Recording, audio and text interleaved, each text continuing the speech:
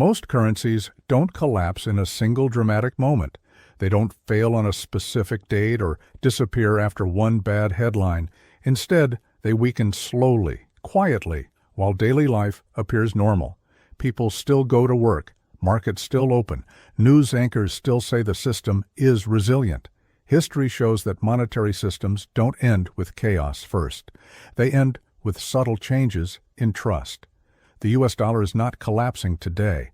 It remains the world's primary reserve currency, deeply embedded in global trade, finance, and geopolitics. But history also shows that no reserve currency remains dominant forever. Every system that lasted eventually changed. And when change begins, it always leaves signals long before the outcome becomes obvious. Those signals don't scream, they whisper. Today we are going to examine 7 warning signs that appear when trust in a currency begins to shift. This is not a prediction of imminent collapse. This is a framework.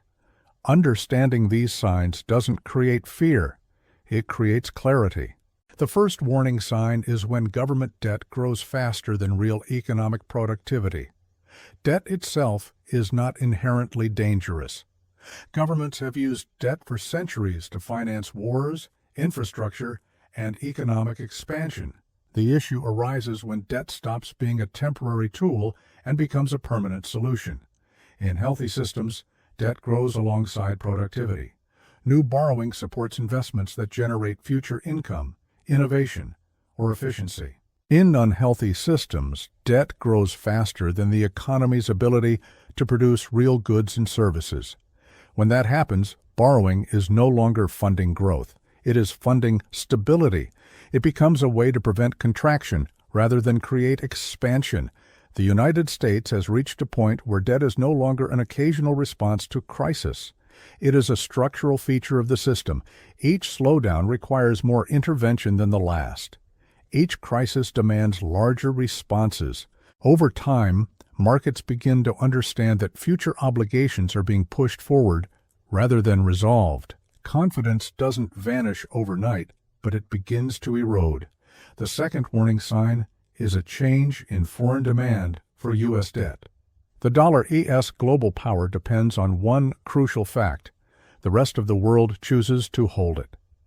Foreign governments, central banks, and institutions hold U.S. Treasury bonds because they trust the dollar as a stable store of value and a reliable settlement medium. When foreign buyers are eager, borrowing remains cheap and stable. When foreign demand weakens, the system must compensate. This doesn't immediately cause a crisis. Instead, it shows up in higher yields, increased reliance on domestic buyers, or greater intervention by central banks. These shifts are technical, quiet, and rarely discussed outside financial circles. History shows that reserve currencies don't collapse when foreign demand disappears completely.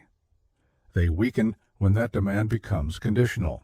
When buyers require higher compensation for risk, trust is no longer absolute. It is negotiated. The third warning sign is when money creation replaces savings as the engine of growth. In stable economies, growth is fueled by productivity, investment, and accumulated capital.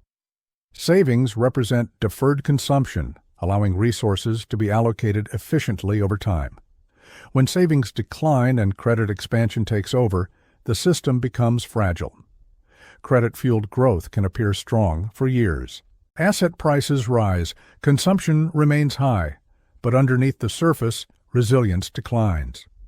When growth depends on continuous monetary support, the economy becomes sensitive to interest rates, liquidity conditions, and policy decisions. Small shocks create outsized reactions.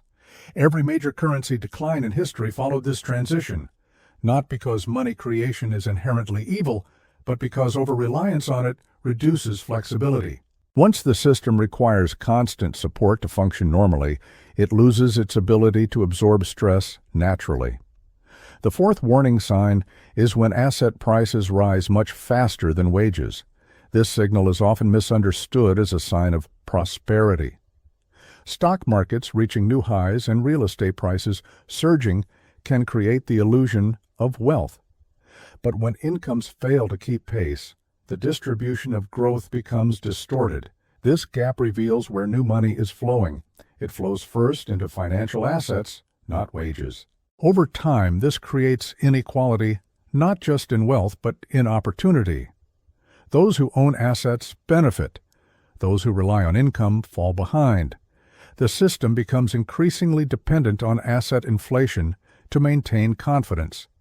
Historically, this imbalance undermines social stability and political cohesion. People may not understand the mechanics, but they feel the pressure. Trust in institutions weakens not because of ideology, but because lived experience no longer matches official narratives. The fifth warning sign is when rules begin to change during periods of stress. Market rules exist to create predictability. When those rules are altered, suspended, or bypassed, it signals that normal mechanisms are no longer sufficient. Trading halts, emergency lending facilities, bailouts, and policy reversals are not proof that the system is broken. They are proof that the system is under strain. These measures are designed to buy time, not solve underlying issues. History shows that rule changes tend to appear late in cycles, when risks have already accumulated. Importantly, these interventions often protect stability at the expense of transparency. Confidence is maintained not through clarity, but through control. Over time, markets adapt to this reality. They become less surprised by intervention and more cautious in their assumptions. The sixth warning sign comes from real assets. Gold and silver are often misunderstood as predictors of catastrophe. In reality, they are indicators of confidence. They respond to monetary conditions, policy credibility, and long-term purchasing power expectations. Physical assets behave differently from financial instruments. They cannot be created instantly. They are constrained by production, logistics, and real-world demand. When real assets begin signaling stress while official indicators remain calm, it suggests that confidence is shifting beneath the surface. This does not mean collapse is imminent. It means perception is changing. Historically, these signals appear early, long before economic data confirms them. The seventh and final warning sign is the most subtle and the most important. Currencies do not fail when people panic. They fail when behavior quietly changes, when individuals, institutions, and governments begin preparing instead of reacting. Trust is already moving. Preparation looks rational. It looks like diversification. It looks like risk management. It doesn't attract headlines. Panic comes later when options are limited. By the time fear becomes visible, the transition has already occurred. This pattern repeats throughout history. From ancient empires to modern economies, monetary systems change not because people suddenly lose faith, but because confidence gradually finds alternatives. Understanding these signs does not mean rejecting the U.S. dollar or predicting its immediate decline. The dollar remains deeply entrenched in global systems. Change, when it comes, is slow and uneven. But history teaches one consistent lesson. Trust is never permanent. It must be earned, maintained, and reinforced.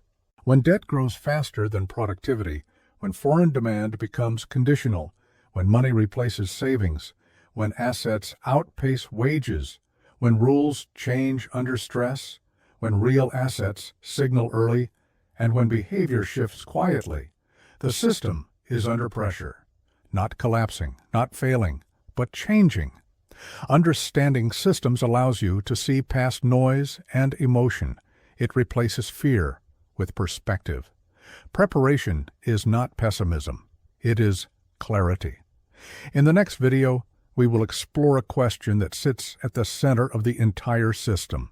If the United States owes trillions of dollars, who actually holds that debt, and what happens when that answer begins to change?